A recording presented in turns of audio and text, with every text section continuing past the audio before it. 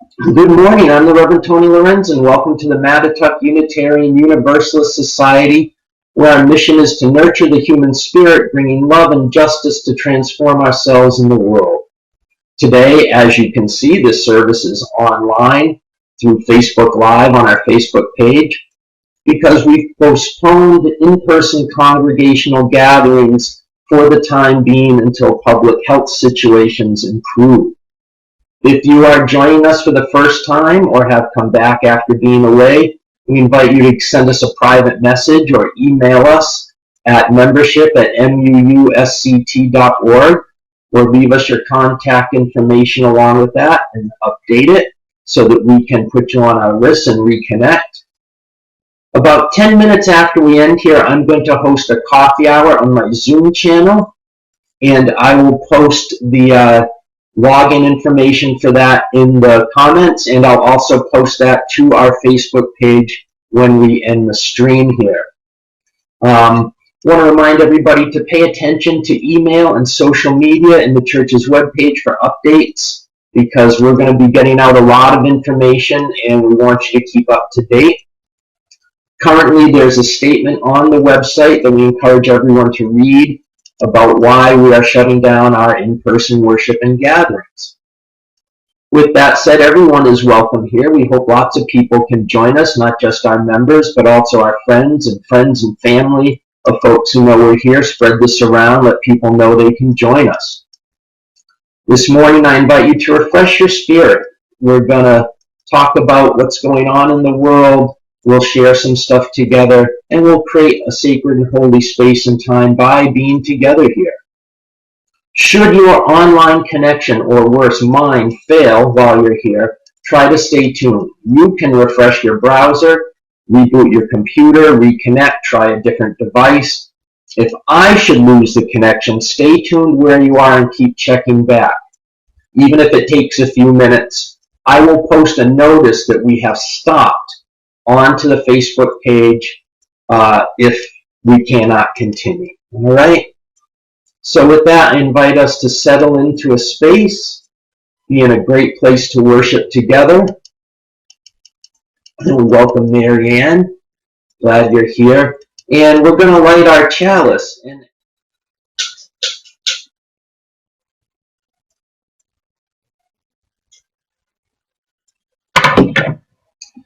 may this flame continue to invite us into fellowship, inspire our spirit, and ignite in us a passion for peace and for justice.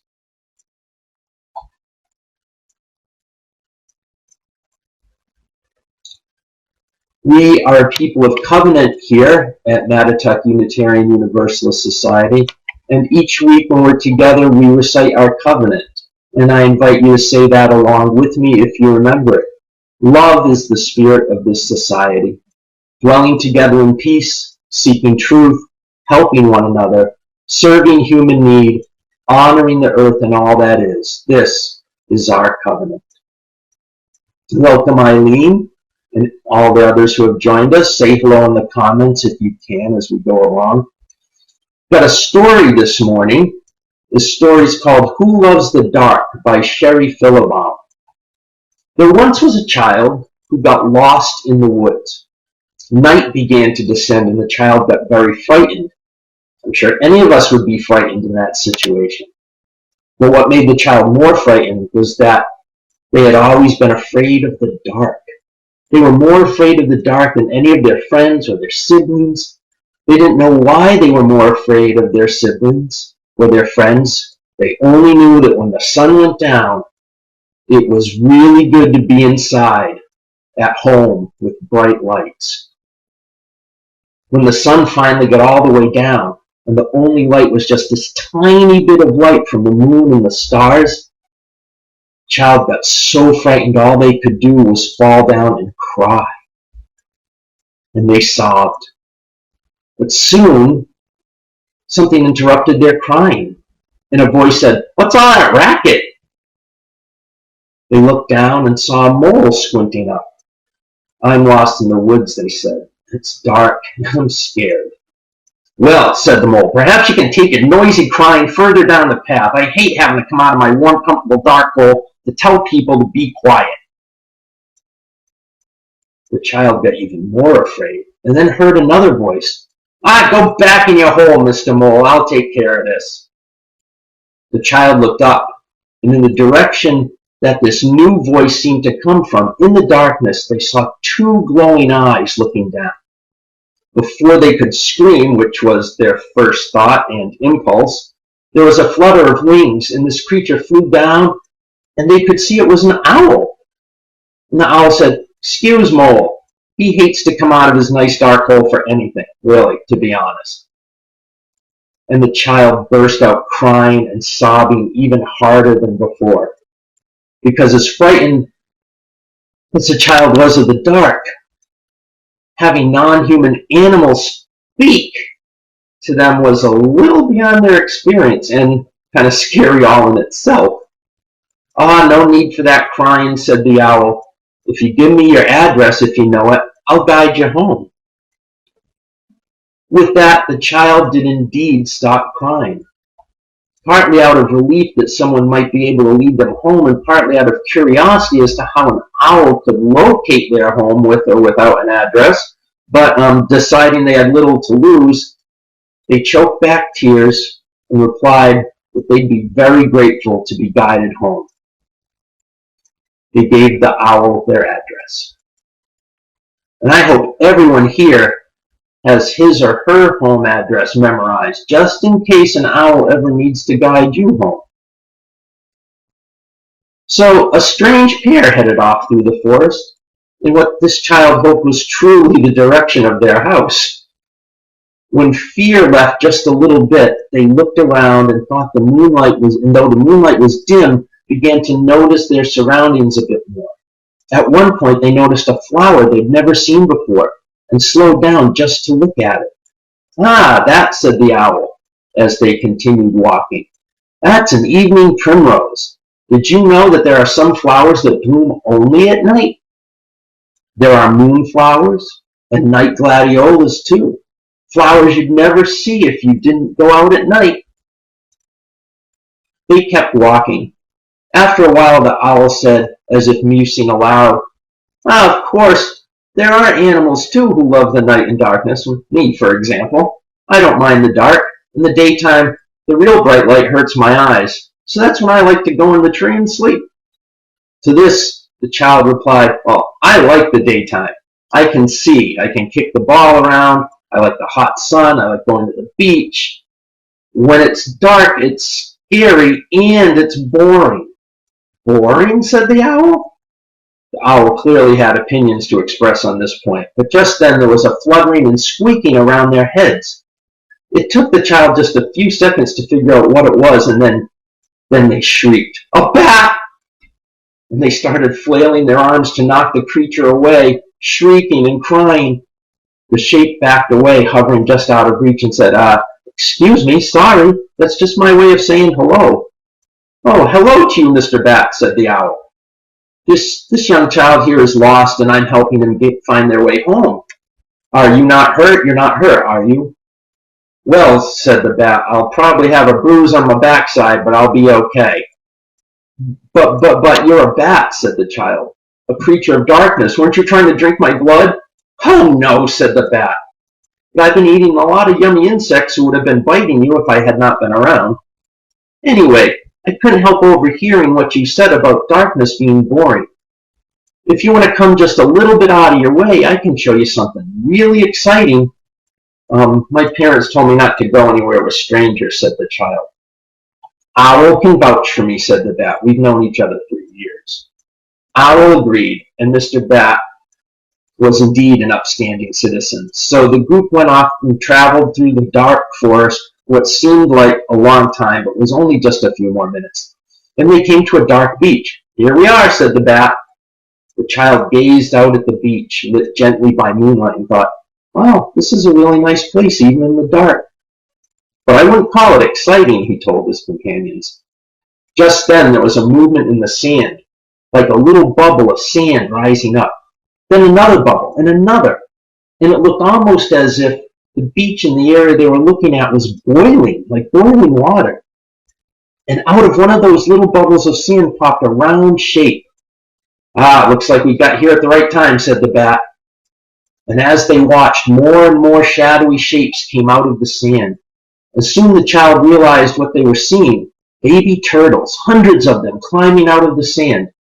Yeah, this truly was exciting. Once each turtle shape pulled itself up out of the sand, it started crawling as fast as it could go toward the water. "When baby sea turtles hatch," said Owl in a sort of teacherly voice, "they need to find their way to water, and they almost always do this at nighttime. Because to find the water, they need darkness everywhere else to follow the moon and starlight reflecting off the water. Daytime sunlight's too bright and scattered everywhere, and they wouldn't be able to do it." "Oh, neat," said the child. As they turned to leave and head back toward the child's home, Owl said, as if thinking aloud, "You know who else loves the darkness beside all the nighttime plants and animals? The moon and the stars. They love the darkness too. That's when they can really shine." "Oh, they're there in the daytime, hidden behind that big wall of light from the sun. But when that goes down, the stars and moon reveal their beauty." After what seemed like a very short time, the child and Owl left the forest and walked down the street. And then the child recognized their house. They were happy and relieved, but also sad to say goodbye to Owl. They gave Owl a gentle hug and said thank you, and went into the house. They were extremely tired, and they got ready for bed right away. Before going to bed, as a matter of habit, they always bent down to turn on the nightlight that they kept glowing through the night to keep the dark at bay. But before their fingers could touch the switch, they smiled and pulled their hand away. They got into bed, pulled up the covers, and let the comforting arms of the darkness help them fall asleep. Well, I hope people could hear the story well. I think that story speaks a lot to what a lot of us are feeling right now, with a lot of things that are a little frightening and anxious and scary going on.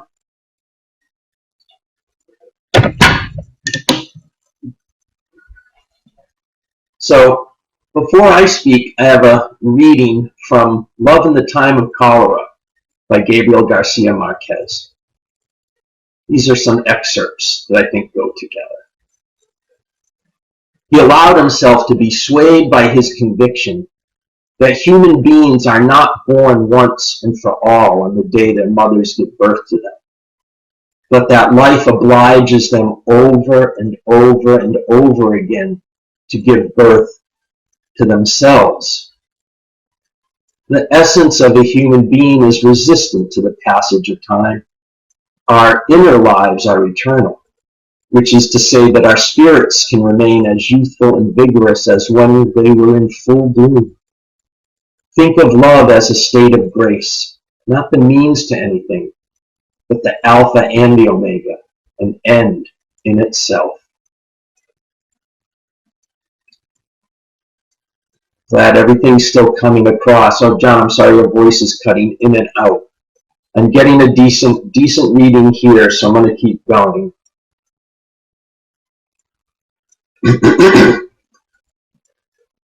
So here's some thoughts.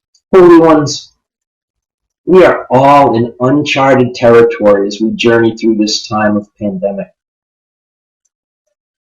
COVID-19 has many of us feeling isolated and anxious as we practice social distancing to mitigate the spread of this virus.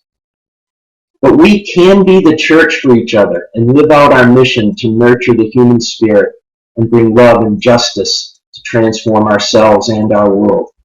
We can do this even in the middle of a public health crisis, and we are called to do this work, and so we will.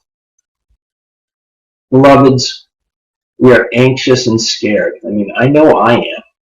This is beyond my experience, and I think all of us are finding we're living through something new. And the situation with this virus is going to make a lot of people ill, and some people are going to die. And in the best of times, we do not like to ruminate on our mortality. And having to do it now is a little more difficult. I want to share something that comes out of the Buddhist tradition. It's called the 5 Remembrances. I am of the nature to grow old. There is no way to escape growing old. I am of the nature to have ill health. There is no way to escape having ill health. I am of the nature to die. There is no way to escape death. All that is dear to me and everyone I love are of the nature of change. There is no way to escape being separated from them. My actions are my only true belongings. I cannot escape the consequences of my actions. My actions are the ground upon which I stand. These are the things on which we should reflect often. Now, that might seem a little morbid and a touch heavy for the present situation, but I want to get you to think about why the Buddhists repeat this mantra. It is just a set of facts and realities. We all get older. Even those of us in the best of health and the best of shape will eventually have some ill health of some kind. Eventually, we will all die. Everything changes. This is true every day, not just in times of crisis like this. But every day our attention is not called to it, and that makes it difficult for us. We are blessed, lucky, and privileged indeed if we are used to our daily life being free of the very human and actually ever-present anxieties about illness, aging, and dying.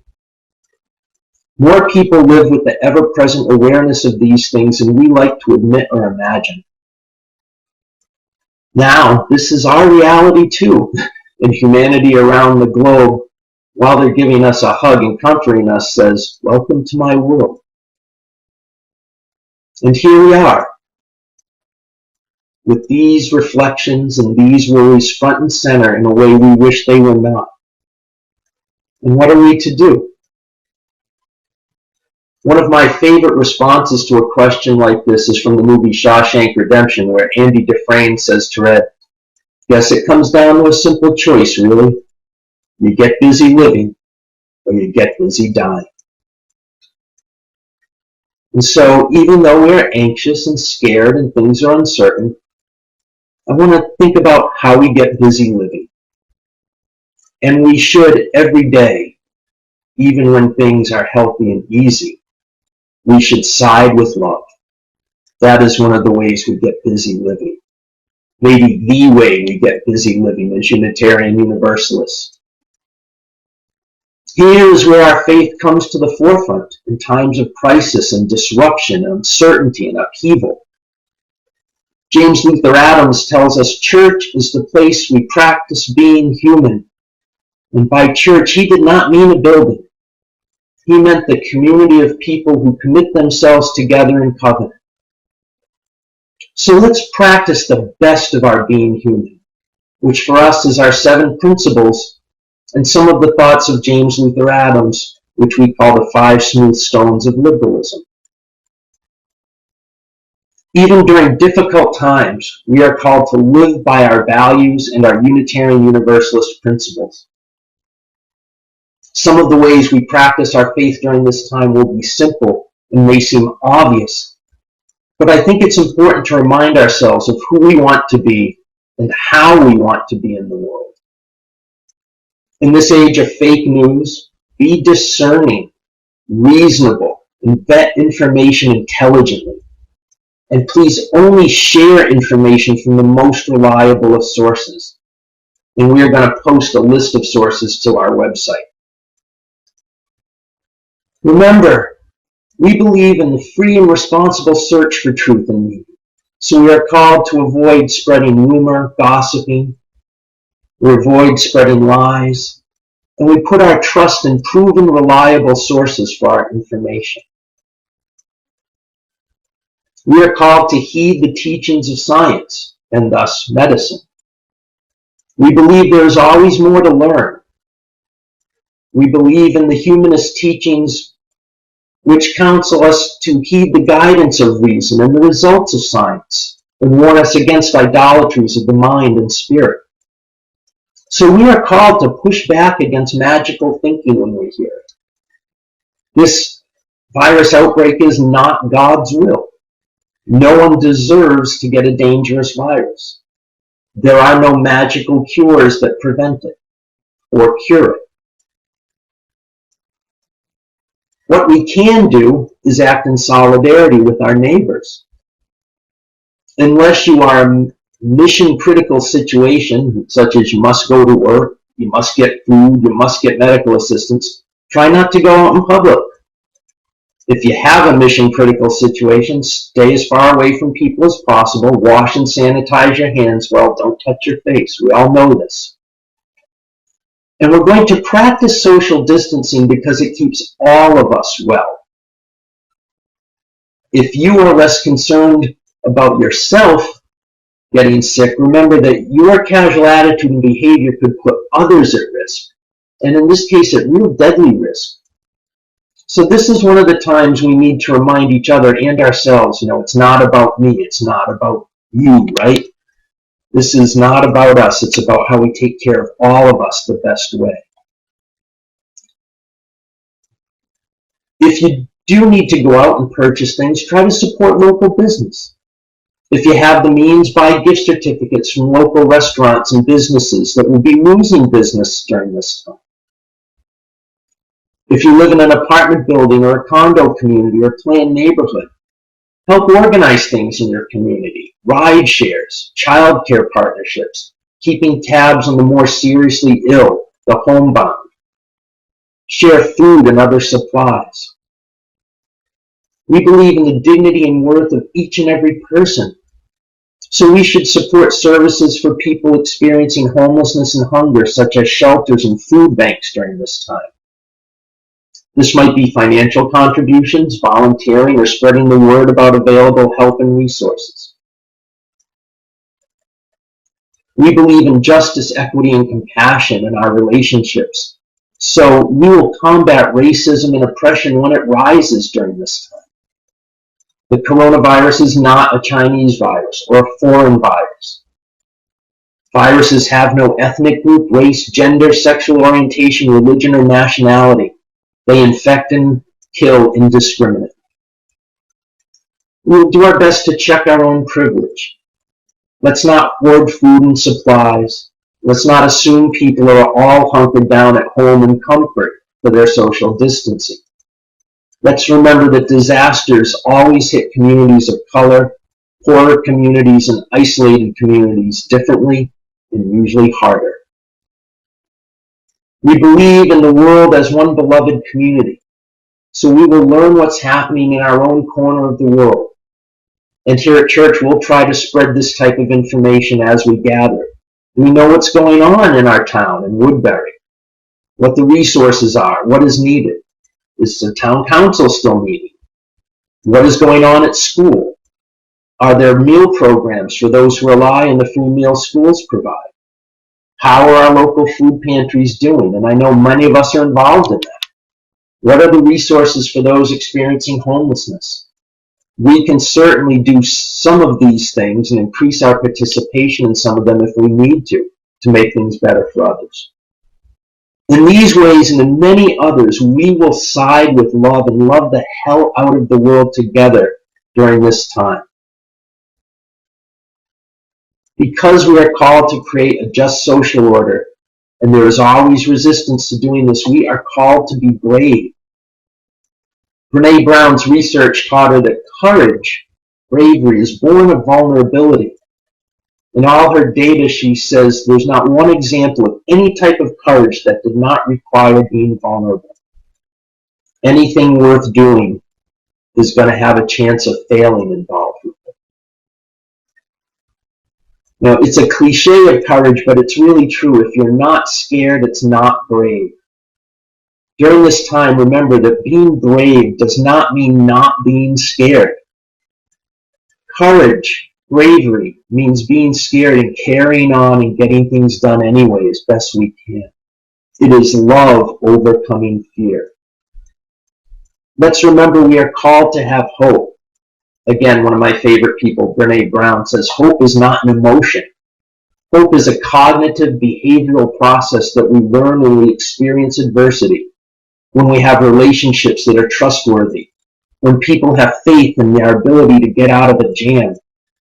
Hope is a process, a resiliency process of having faith you can make it through because you have the experience of struggle, failure, and bouncing back.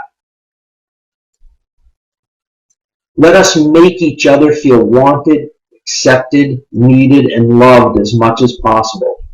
For only people who feel loved and accepted can be wholehearted, brave, vulnerable, and courageous. And this is what we're all called to be now. We're called to befriend that great experience of transcending mystery and wonder affirmed in all cultures, which moves us to a renewal of the spirit and an openness to the forces which create and uphold life. So dive deeply into spiritual practice now.